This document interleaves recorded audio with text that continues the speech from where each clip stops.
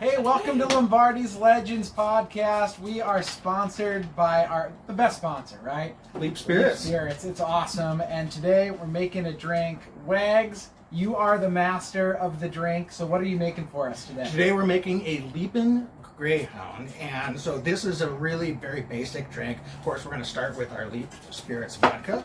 1.5 ounces in each drink. And Dane, this is so easy. You can do this at home, either using a tumbler or a highball glass. And then next, we're just going to get some grapefruit juice. Great. Fill that most of the way. Wags, I love this. This is looking really good. Absolutely. And then just a splash of cranberry juice. Ooh. Wisconsin's finest cranberry juice. Absolutely. And then we're going to garnish with some grapefruit slices. Look at this. And we're all set to go. Cheers. Cheers, Go Pack buddy. Go. Go Pack Go.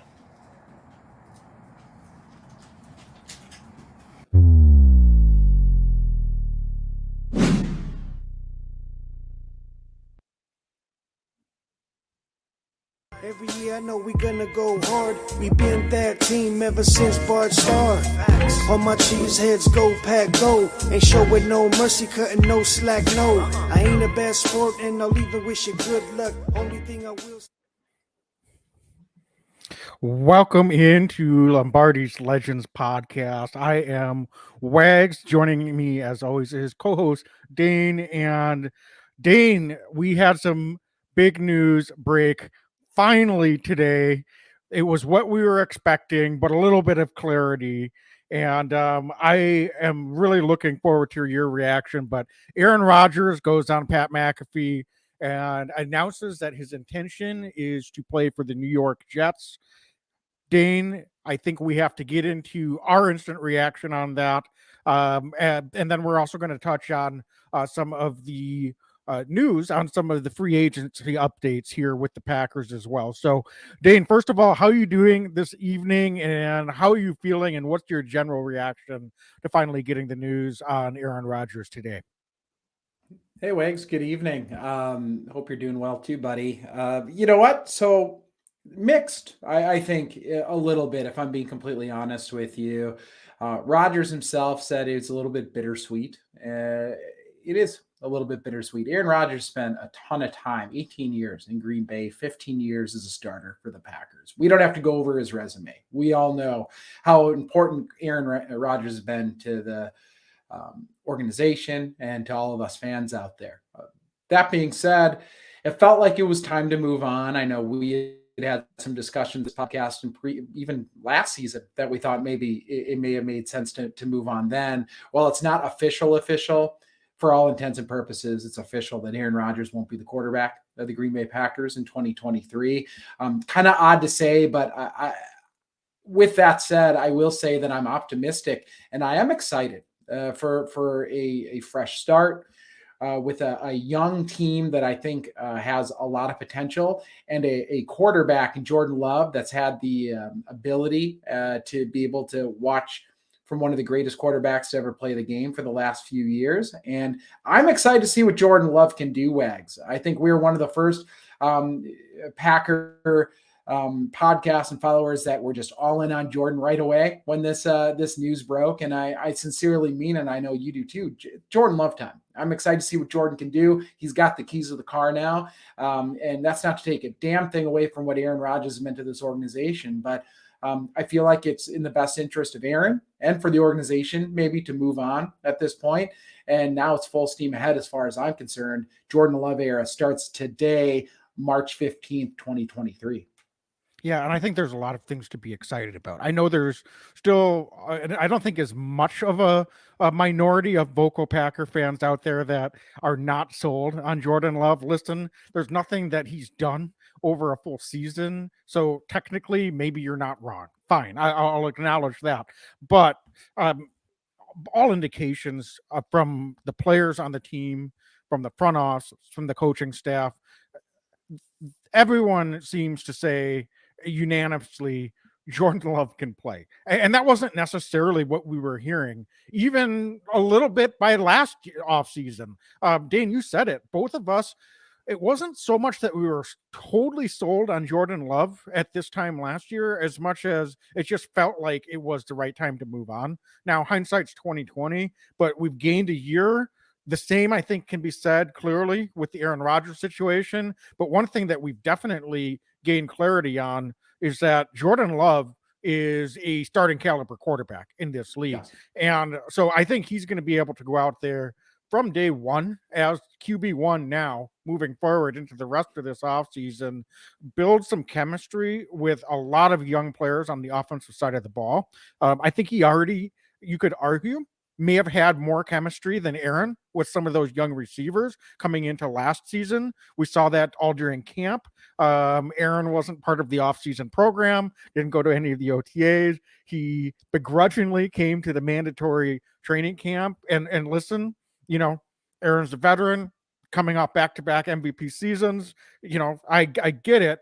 But with the turnover that we had, we questioned whether that was going to be in the best interest of not only the Green Bay Packers and those young players, but for Aaron Rodgers himself. And I think based on the performance of both Aaron and the rest of this offense in the first half of the season, there may have been other reasons for that, injuries to the offensive line, etc., that contributed to some of that choppiness. But he didn't do himself any favors. Now we can move forward with Jordan Love. And I think not only is Jordan Love someone that I think is going to come in and play well, he might have some inconsistency just like any other player in this league, but he's going to be able to go into the rest of this offseason training program with the full clarity, full support, and full backing of everyone in this Green Bay Packers organization. And I think that's going to mean so much for still a young player coming into his first opportunity to show what he can do in this league. And I could not be more excited for how this is transpiring for Jordan Love, and that he's going to be able to move forward and build around him, build cohesion, and be that vocal leader right away in the Packers offseason program. There's nothing to be hanging over his head. Nobody's going to be looking over his shoulder and saying, is Aaron Rodgers going to walk back into the locker room tomorrow?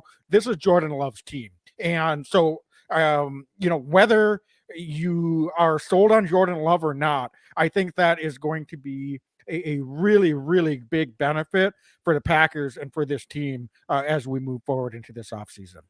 Yeah, we saw this a number of years ago now. We're old enough to remember, Wags, the Favre situation, which is eerily similar to the Aaron Rodgers situation now, and even down to where they're going to New York.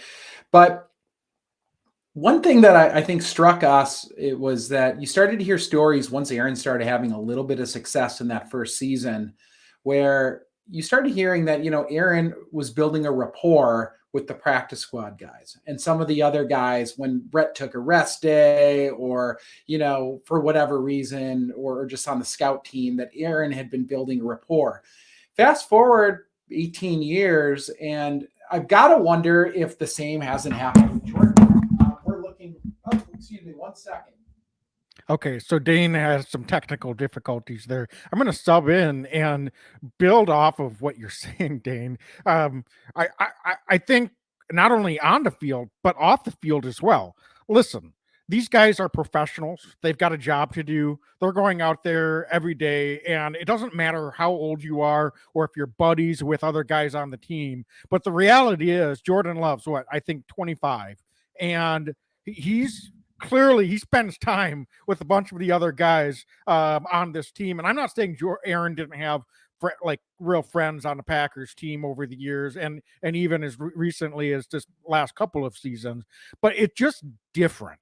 When you've got a guy that's, of his lofty nature, maybe it wasn't as much disconnect as reportedly what was happening in Denver with Russell Wilson. So I'm not saying Aaron didn't get along with teammates. I don't want to really reprise that, but Jordan Love, he's got way more in common. He's more connected, especially with the young offensive skill position players. He's there every day during the offseason. He's working with them. And so those things matter. I'm sorry. Like, yes, the performance on the field matter, the work you do, the talent to be able to play the hardest position in sports, that all matters. But certainly chemistry, putting in the work, connecting, and working with the guys that you're going to be out there with every Sunday, not only in August and September, but in April and May and June. Those are things that I think can make a big difference with the performance of a football team. I think it lets the coaches and really coach their players. They can build an identity and urgency and hold guys accountable. And again, I don't want to say that Aaron was uncoachable or he didn't, but it's just different. It just is. And so I think this is a really, you could argue maybe we're not going to be a Super Bowl contender next year. Well, we'll see. I'm not arguing that all of a sudden we're the favorites in the NFC now that we've gone from Aaron Rodgers to Jordan Love. But at the same time, this could be a situation where a step back means 2 or 3 steps forward over the next few seasons. And I think that's what we should really be holding our hat on. And let's see what Jordan Love can really do. Yeah, I mean, spot on. And sorry for the technical difficulties, folks. Spot on.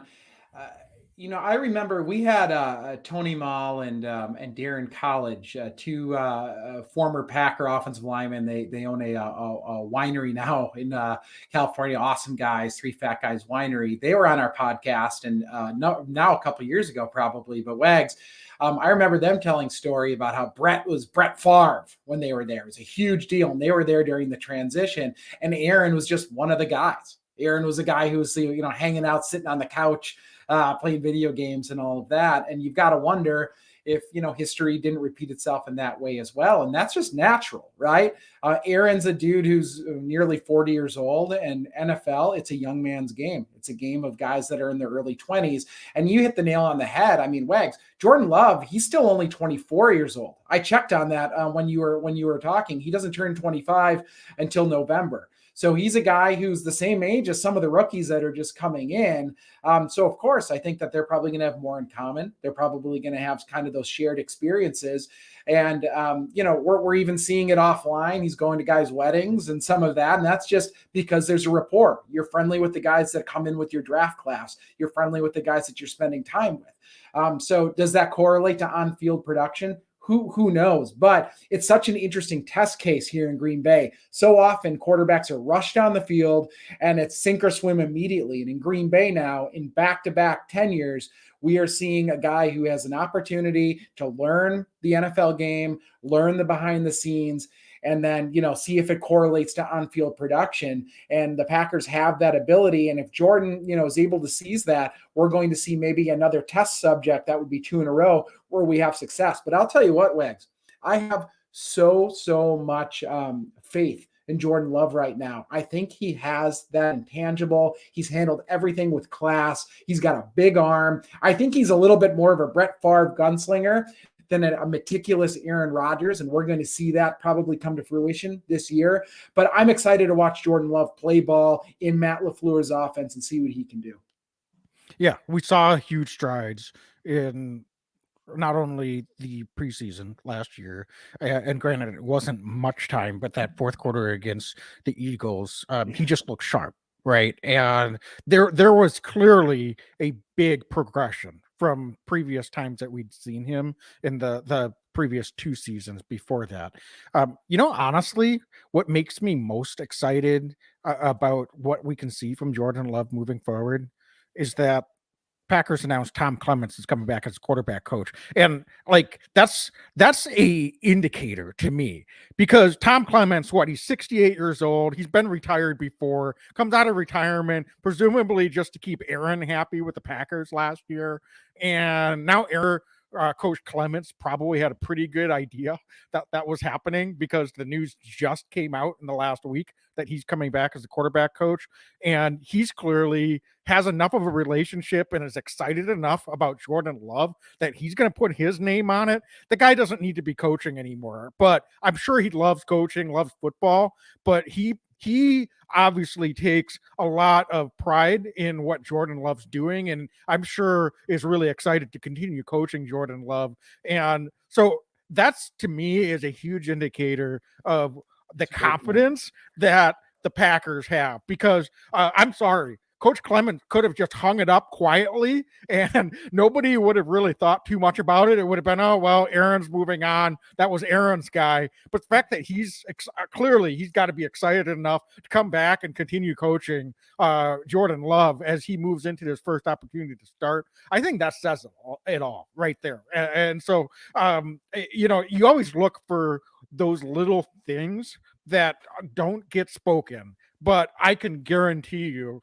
that Coach Clements isn't wasting his time coming back to be the quarterback coach of Jordan Love if he doesn't have a strong belief that this kid can go out there and really ball. That's great insight, man. And I gotta ask you a question. Last year, obviously, the Packers got close to making the playoffs. They went on that run near the end. I'm wondering though, when it looked pretty hopeless there mid-season on a major slide where the Packers were backsliding, and Aaron Rodgers, said, once we're out, maybe I'll think about, and I'm paraphrasing, but maybe I'll think about, giving up the reins.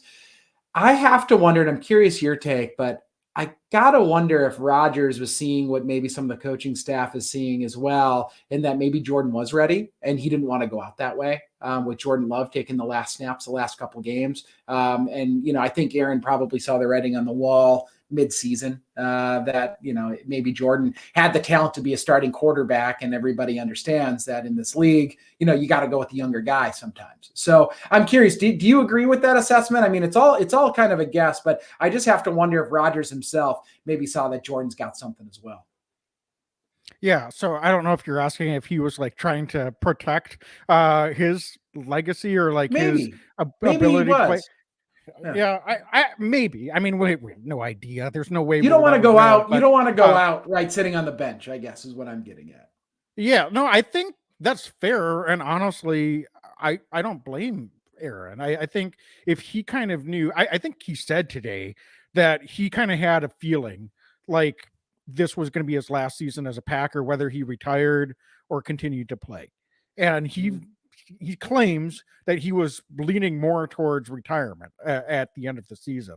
And so honestly, I think Aaron Rodgers deserved the opportunity to play out all of those games for what he's done with this franchise, regardless of whether we would have been out of it before that final game of the season. If you already know Jordan can play, Jordan can play. I don't think, benching Aaron Rodgers just to give Jordan an extra game or two really would have, it doesn't hurt, I suppose. But I think Aaron, for what he's meant to this franchise, regardless if that would have happened, certainly deserved the opportunity to play that out, especially if he felt like that was going to be the last few opportunities to play as the starting quarterback of the Green Bay Packers. So I don't begrudge him, even if he did feel that way. We have no idea if that's actually true. But I certainly, that's one thing that I would not have any hard feelings towards Aaron about. And look, it's sort of a moot point anyway, because despite the disappointing end to the season, they had an opportunity to get into the playoffs at the end. So there was never a point where they were truly out of it.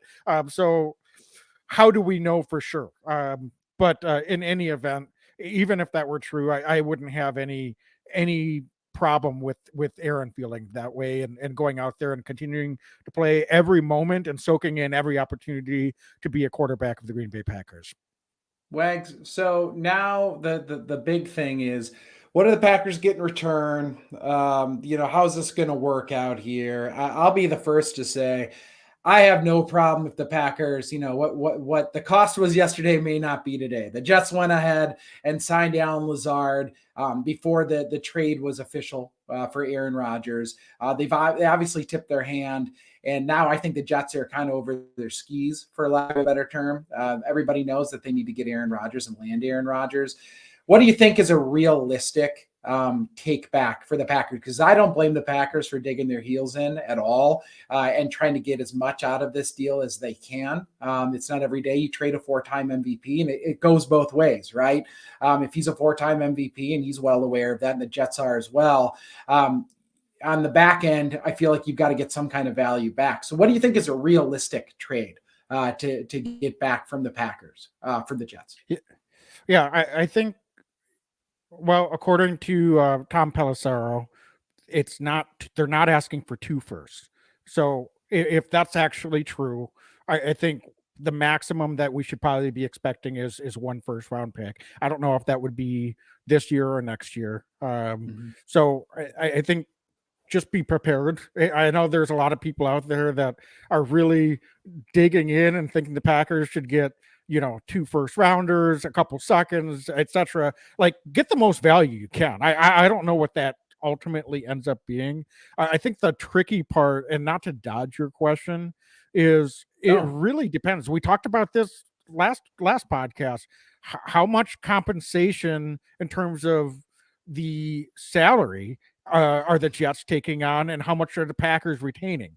Because to me, that makes a world of difference in terms of the amount of capital that the Packers should be expecting to get back. And look, Aaron Rodgers, despite not having an MVP season last year, is still a heck of a quarterback.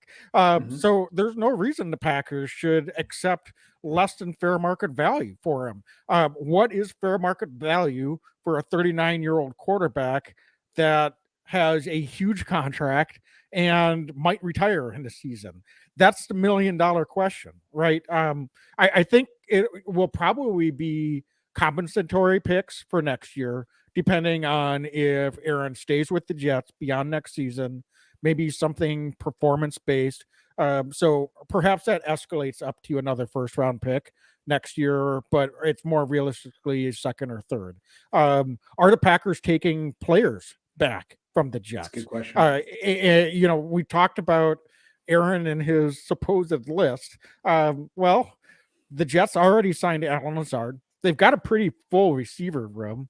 Would a guy like Elijah Moore or Corey Davis all of a sudden be expendable for the Jets?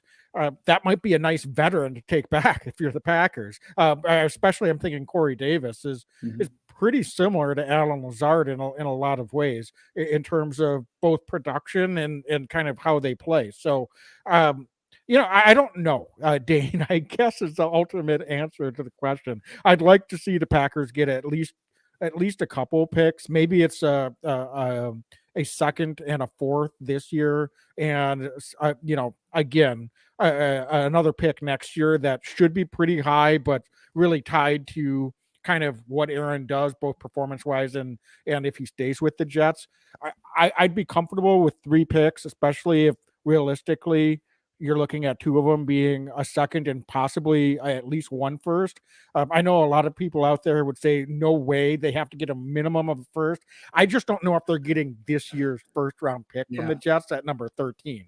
So that might be kind of one of the sticking points right now. I think it's completely reasonable that the Packers get next year's first round pick. You can say, well, Wags, that's going to be, a pick in the 20s, more than likely, if Aaron plays at least decently and elevates the Jets next year. That's fine. It's still a first round pick. I mean, I think there's still valid reasons for the Packers to accept that. I've outlined around really having a better idea of what they have with Jordan Love. As high as we both are on him, we still want to see that. And then, do they need to, worst case scenario, draft a quarterback next year? Or do they kind of be able to have a better idea of where the team stands and be able to use an extra first round pick next year to really build the team around Jordan Love is what I would hope and expect to happen. So that extra capital next year could be really beneficial, just so that you have a better idea of what the team is going to look like moving forward with Jordan Love at the quarterback position. Well, it's just odd to think, I know I think I've been mentally prepared for this day for honestly a few years now, since the initial news broke around what was it, draft day, a couple years ago or whatever. For free agent, I forget when that broke, where he wasn't happy. But I've kind of been mentally prepared for a while now for this, but it hasn't totally sunk in that come August, Aaron Rodgers is going to be somewhere else. And, we've got a new starting quarterback for the Green Bay Packers. We've had Aaron for so darn long. Our last podcast, we talked about some of the greatest hits of Aaron Rodgers. But is there anything else before we pay the bills and then come back and talk about a little bit of free agency there for the Packers? Is there anything else you want to touch on with Aaron? Yeah, I actually have a question for you, Dane. I've been a little bit critical of how the Packers front office has handled Aaron Rodgers the last few seasons in a multitude of ways.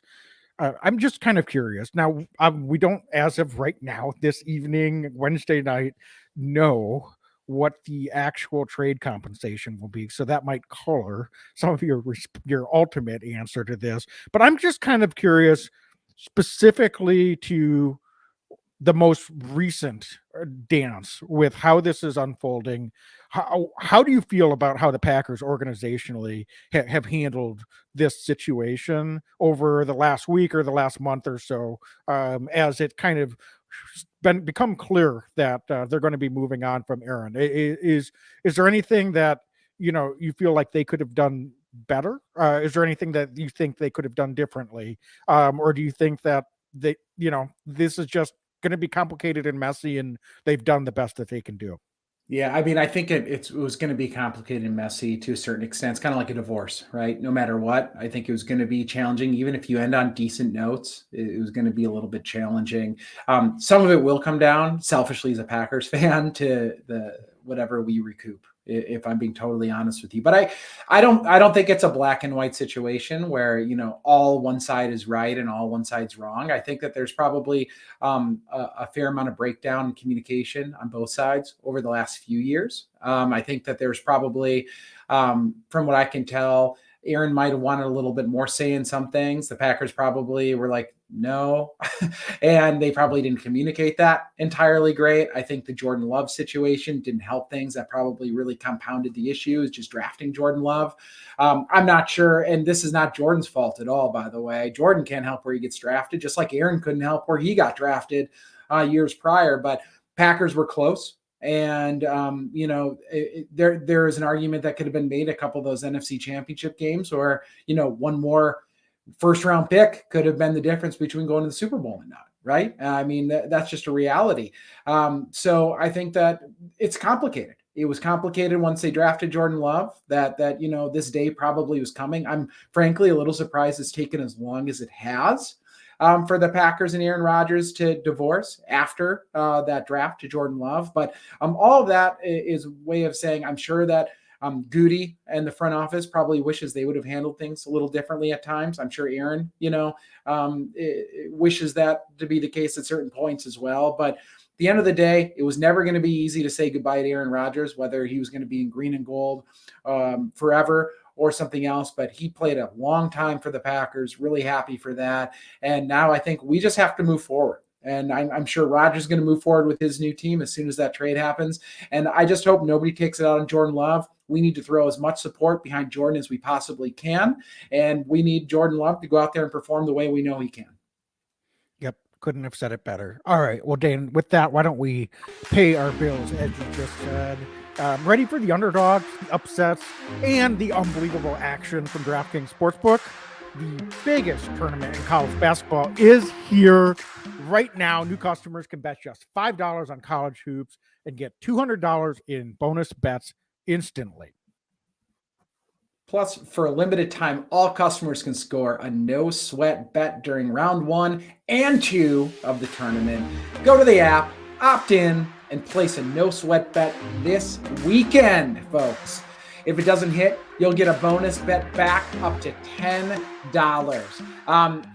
This is normally the place, Wags, where I would talk about the Badgers and how stoked I am for Bucky, but unfortunately they're in the NIT this year. So if you're a fan of Wisconsin sports, maybe we're rooting for Marquette, but it's going to be a fun tournament. I think that Duke could be really good this year yet again, but Wags, I'm just excited. March Madness, there's nothing like it. It's not quite Packer football, but nothing really is. But it sure is fun, and DraftKings Sportsbook makes it even that much more fun to follow, pay attention to, watch those brackets.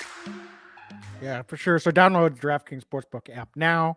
Sign up with code XXX. New customers can bet $5 and get $200 in bonus bets instantly. Win or lose only at DraftKings Sportsbook with code XXX. Minimum age and eligibility restrictions apply. See show notes for details. All right. So, Dane, I think following up on that discussion, we've got a little bit of news from free agency.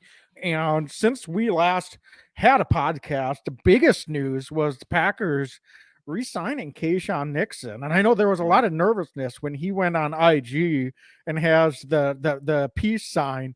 Everybody's freaking out that K9's moving on. And then thankfully we didn't have to wait 10 days. And the very next day, we get the news breaking that he resigned on a 1-year deal. Looks like a really nice contract for both sides. Some nice incentive for him, but really excited to have Keisean Nixon back in the fold, particularly to see what he can do as a full season as a return man. But also, let's be honest, he's a really good contributor on a number of other special teams units as well, and stepped in and played really well in some of the dime and nickel packages when called upon in the defensive backfield last year as well. So he's super versatile, and I think Packer fans should be extremely excited to have Keisean Nixon back in the fold. Yeah, you said it. I mean, he's not just a return man, although he's a phenomenal all-pro return man. He plays some pretty good defense, man. I was so impressed by K9 last year. He flies around like a missile out there when they put him in the slot. I feel like he was a huge contributor with Tampa Bay against that Tampa Bay game early in the season. Played some really good ball there, Wags. I think they're going to expand his responsibilities this year, especially if Rasul Douglas ends up playing safety. Don't be surprised if Keisean Nixon gets in the mix there more defensively. But he's a guy that guys feed off of, right? He's a spark. He's somebody that can make a big play. You can never have enough guys to make big plays. We've been looking to clean up on special teams, particularly the return unit for some time. Keisean Nixon provided that. And I think it would have been pretty damning to the front office if they would have let Keisean go, especially at the cost they were able to bring him back on. I think it's a bargain deal for both sides. Keisean gets to prove it again, and the Packers, are able to retain his services, probably with the option to bring him back on a longer-term deal after this season. But I'm really excited for Keisean. He fit right into Green Bay. He's a guy that you can tell the other DBs love to be around. The other special teams dudes feed off of. They like blocking for the guy, which goes a long way as well. He's a team guy. He's a leader. Really excited to have K9 back. It was also really cool to see him sign the contract. Kids on his lap. I mean, those kids got to be so proud. Just really cool to see that. There's that side of it too. That's generational changing money to make that kind of contract. So excited for K9. Excited to have him back, and that keeps this core special teams unit together. Yeah, for sure. I'm kind of curious too. He was campaigning last year. Any chance that he gets any snaps on the offensive side of the ball this year? I don't think it's totally ridiculous. I certainly am not penciling him in for a bunch of snaps, but we saw other guys that had kind of that role, that primary return man, dynamic with the ball in their hands. To a lesser degree of dynamism. Tyler Irvin had some nice moments and then had some injuries. Tavon Austin, not quite as much, but they tried to use him in that role. Is it unrealistic that we could see a little bit of K9 on the offensive side of the ball for some snaps this year as well? Yeah, why not? He's good with the ball in his hands. Why not? I trust that dude to play. So wherever it makes sense for him, I think it probably depends a little bit on how involved he is on the defensive side of the ball. If he's getting a ton of snaps defensively, then I'd be a little more surprised. But if he ends up being primary return man, getting some snaps in the nickel defense, and then you can mix him in offensively for a handful of snaps a game, maybe manufacture a ball or two in his hands, then it wouldn't surprise me at all, especially as kind of a motion guy. He's just that kind of guy. He's a dynamic player with the ball in his hands, and I wouldn't be shocked if Matt LaFleur especially now that Coach Bisaccia is the assistant head coach. Don't be surprised if Bisaccia is not in LaFleur's ear saying, hey, get the kid a snap or two. It just wouldn't surprise me. And I know Keisean would love to get that opportunity.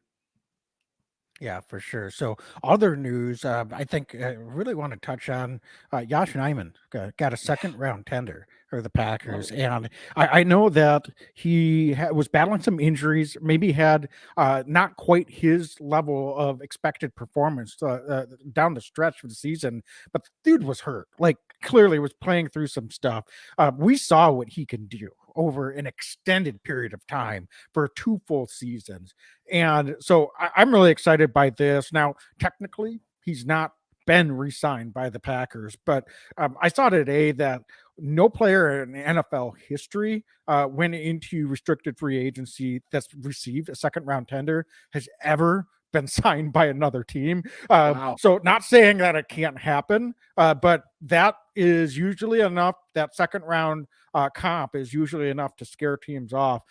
Now, that said, we're already seeing some crazy deals with some offensive linemen in free agency. So until we've got Josh back in the building, I'll be a little bit nervous about that. But that being said, a second round pick as compensation is not bad. It would sting a little bit to lose him for what he means to this offensive line group. But at the same time, I think Packers are well positioned here. And Josh also has the opportunity to go out and try to get a nice contract for himself. So happy for him. And I'm hoping that he's back in Green Bay. All indications are that's most likely what's going to happen.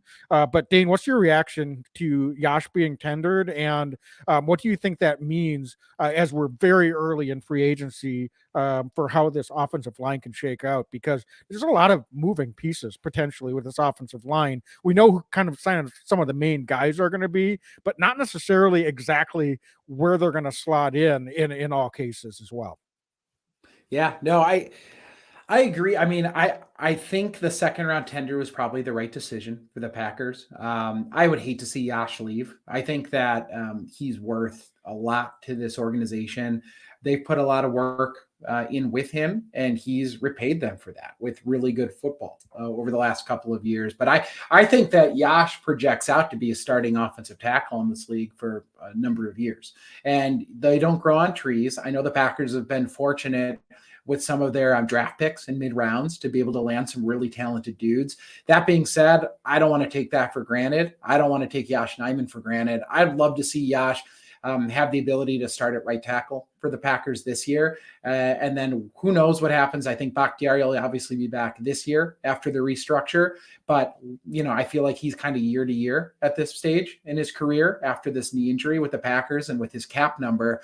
Don't be surprised if, you're able to, if Josh is able to parlay that into a starting right or left tackle job long-term for the Packers going forward. He's shown the ability to play both sides of the ball, both sides of the line. I really like his game, Wags, and I actually think he's still getting better. He seems to be settling in. I mean, 2 years ago, he had to play left tackle. Last year, he ended up playing right tackle. That is not an easy transition, as he has explained to us.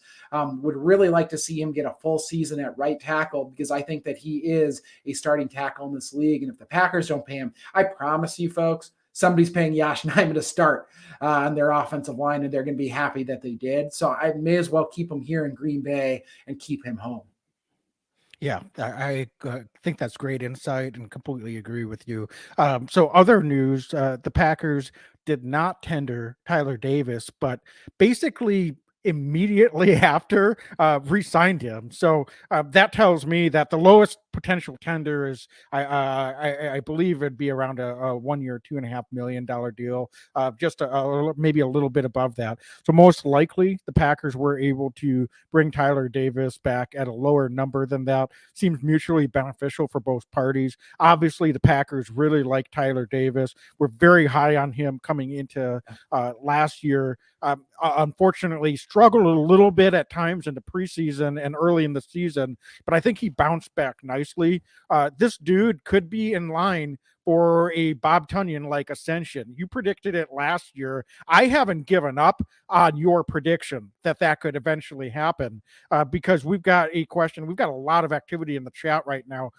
So I want to give Tyler Davis his shine and see your reaction to that. But I also think that feeds into a question in the chat after you have a chance to address that, Dane, from David here, asking if we think we're going to keep Bob Tunyon or drafting a tight end. So first, your reaction on Tyler Davis, where you think he stands moving forward, and how do you see the rest of this tight end group shaping out as we move forward as well?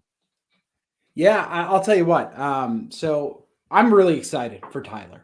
Big fan of his, right? I like his game. Not only is a core special teams guy, but folks need to remember, I mean, dude was on the practice squad in Jacksonville, and then he came over. He's still developing as well. Tight end, I don't care if you're a first round pick, Wags, or if you're undrafted, it takes a while to be proficient at the NFL level at the tight end role.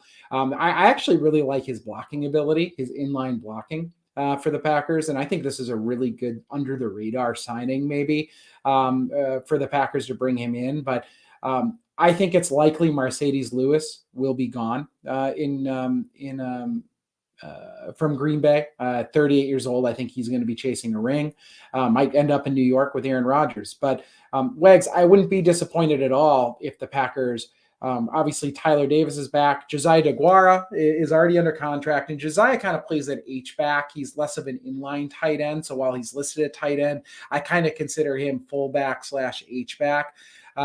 I still wouldn't be surprised the Packers go high in the draft at tight end, because that is it seems to be an extremely deep draft for tight end, which is music to my ears. Hell, they might even draft a couple tight ends. But I think the dark horse here, and it came up in the comments here with David, is does Robert Tunyon come back? And I still think that there's a real chance that Robert Tunyon comes back to the Packers. The Packers are going to want to have a veteran tight end that understands the system, that can help stretch the field, that has sure hands. And I think that that Robert Tunyon is that guy. He has some of the best hands on this Packers team. If you're looking for a veteran tight end, who better than the guy who's already been in Green Bay? He's going to be another year removed from that knee injury. And I would love to see the Packers, if they can get a friendly deal that's mutual for both sides, for Robert Tunyon to come back. I would love to see Bob come back.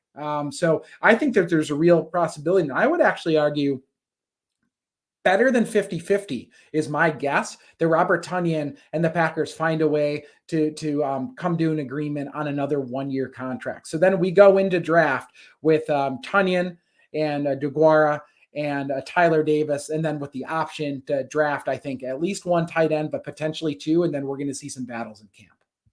Yeah, for sure. I think I agree with that. The reality is Bob Tunyon at his age with his injury history, and he's had some nice years here for the Packers when he's been healthy. To your point, I think that's a steady hand in that room. He would be the veteran guy, and I think having somewhat of a known quantity is Bob Tunyon, someone that's going to probably go out and light the league on fire from tight end position.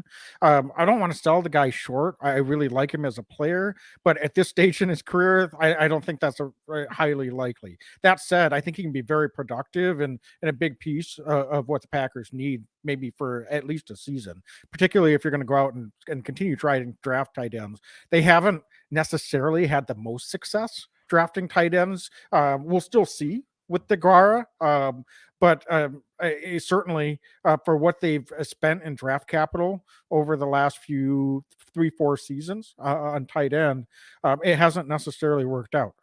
Obviously, the Jimmy Graham experiment in free agency didn't really work out. So I don't see the Packers going out and spending big on tight end in free agency either.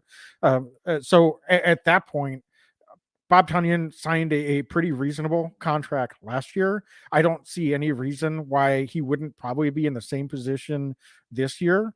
Now, I could be wrong, but I think it's probably mutually beneficial for both parties to bring him back. So I do agree with what you're saying, and we'll see how that works out. The numbers will make a difference there on what the Packers want to do, but I certainly think it would behoove them not to go into next season relying on one or two rookie tight ends in a really unknown group when you've got a new starting quarterback as well. So Dane, I think just Wags, also wanted. were you Go surprised ahead. that? Oh, go ahead. Well, I was going to We talked say, Tyler Davis. We talked Keisean. yeah, I was going to mention too that the Packers just this evening news broke that they signed a new long snapper, Matthew Orzik. He was with the Rams the last couple of seasons, and supposedly a 3-year deal for long snapper. So I that does seem to indicate that that was someone that maybe they were targeting to be a long snapper. Obviously, we had Jack Coco came in and won the job last year, so I don't know what the specific details of that contract are. If this will be a competition with Jack Coco and Matt Orzek, but certainly, it could be a changing in the guard with the specialists. Will Mason Crosby be in the plans moving forward? That's a big question mark as well. And we might be in the market for a new punter as well. So that's going to be an interesting thing to watch unfold. I don't have any specific predictions on either of the latter two positions, but just curious if you had any comments or reaction to the news that the Packers went out and invested in a little bit of a longer commitment to a long snapper. I was a little bit surprised by that, but just curious what your reaction is to that news as well. Yeah, I was surprised too, especially the 3-year deal. Sometimes you'll see guys get kind of a 2-year deal at this kind of role, but then still go into competition. The 3-year deal is a little surprising. I hope Jack Coco gets an opportunity to compete. That's what I'm just going to say on that front. I thought that personal stuff, aside, we've had him on. We love Jack, but I thought that he was improving as the season wore on. I think that he's a guy who can snap in the league. So I hope he at least gets a chance to compete with Matt Orzik. Matt Orzik, I think, won a ring with the Rams. He's been around a little bit here in the league, but competition's never a really a bad thing. But right now the Packers have 2 long snappers.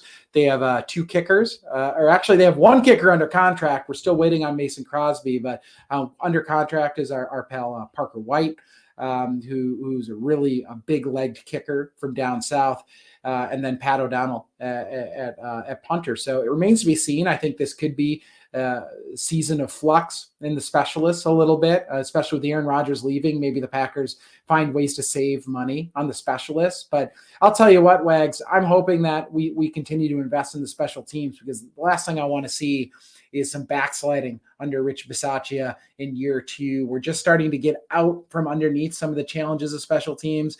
And I think without Aaron Rodgers here, as good as Jordan Love I think he can be, we're going to need to win on all phases of the game, and that includes special teams. So I really don't want to shortchange the offense or the defense with lesser special teams. So I want to see good competition. I want to see this team compete, and that's the most important thing to me at this point. Well, Dane, I mean, I don't think you have to worry about that, because the two of the first 3 signings the Packers made were core special teams guys. Good point. Right? Like, good point. So I think Coach Bisaccia definitely demonstrated what an improved special teams unit can mean for the team. I know it didn't translate to the Packers having a better record, but clearly, Good point. But clearly, special teams for the most part was not the problem last year. So I'd love to see that baseline that was established last year. Definitely, to your point, that's been established. Now let's see if we can raise the bar. I think that might be a little bit of a challenge to do if you're saying goodbye to Mason Crosby potentially. Yes. But I've got full confidence that Coach Bisaccia knows the type of players that he's looking for the most part. The guys that he was influential in the Packers bringing in last offseason were guys that turned out to be really good decisions to bring in, and they performed and they backed that up. So I was skeptical going into last offseason that he might have had a little bit too much influence on some of those guys. I was wrong, because I think for the most part, the majority of those moves were really good moves. Dane, I think we're never going to be guys that are going to claim to have sources or inside scoop, but there is one speaking of special teams, Ruby Ford. I know that you could say that we've got a pretty solid source that he really would love to come back to the Packers. And so I think that's another indication that some of the guys that we've targeted to be those types of guys on special teams are really do feel like they're connected to the success of that unit and would really like to continue to work in Green Bay. Yeah, Wags, and you mentioned Rudy Ford. We got to bring Rudy back. I'll just say it. I thought that last year he came in as a guy that I think the Packers thought could be a special teams contributor, but ends up being a big impact player on the defensive side of the ball as well. And he's somebody, that I think could really find a home in Green Bay, compete for a starting job potentially at safety. So I know that right now we're kind of seeing that first wave of free agency starting to happen across the league, but I'm really hopeful that Rudy Ford, and we've got commenters, David saying, Rudy. We love Rudy Ford here on this podcast. Would love to see him back in Green Bay. I know a lot of Packer fans loved what he was able to do, and I think he can be a huge contributor going forward for this Packers team. And I'm hoping the Packers make an offer, and that's fair for the team, but also that Rudy can get a payday and come back to Green Bay. I think it'd be really important to this team to find some stability and continue to maintain some stability defensively, and Rudy's a part of that. Yeah, and like I said, we don't normally try to claim inside sources, but we feel pretty confident that Rudy has very high interest in returning to the Packers as well. So, Dane, I think stay tuned on that front for sure. So any other thoughts on free agency? I know we didn't talk about Alan Lazard, his departure. I think we both predicted that he was not going to be back with the Packers. Good for Alan. I think he was a good Packer. Really enjoyed his time in Green Bay, but with what he got for a contract, I don't think it made sense for the Packers to invest the limited cap space that they have available to bring him back. I think they wisely allowed him to move on, and I think I'm really excited with the young guys that we have that will be able to step in and probably carve out some larger roles. I would not be surprised if not only are we drafting more wide receivers this year, but we'll probably go out and look to explore bringing in a veteran or two on a more cap-friendly deal at some point on the fringes. But wish Alan certainly well as he moves forward in his career, but not a big shocker there. Dane, I don't know if you have any other thoughts on that move. No, Alan was just cool to watch, right? It was cool to watch a guy come up and do his thing, and happy for him. Got nothing but good things to say about Lazard. He plays the game the right way. Wish him success unless he's playing the Packers. All right. Very good. Any other thoughts here before we wrap it up? I think we've covered everything that we had planned to, though, at this point for this evening. No, just thanks for listening, folks. We're going to have some more special guests coming on. We'll be talking draft. We'll be continuing to talk free agency. We've got all sorts of stuff, and how we have a little bit more direction on where this team's going to be headed this year. It's Jordan Love time, folks. Get on board. If you follow our podcast, thank you. Tell your friends, and also get on board the Jordan Love train, because we are leaving the station. Jordan Love, QB1 of the Green Bay Packers. Yeah, it's all love moving forward, baby. All love. So as always, be legendary and go Pack, go. Go Pack, go. Every year I know we gonna go hard. We been that team ever since Bart started. All my cheese heads go Pack go. Ain't showing no mercy, cutting no slack, no. I ain't a bad sport and I'll even wish you good luck. Only thing I will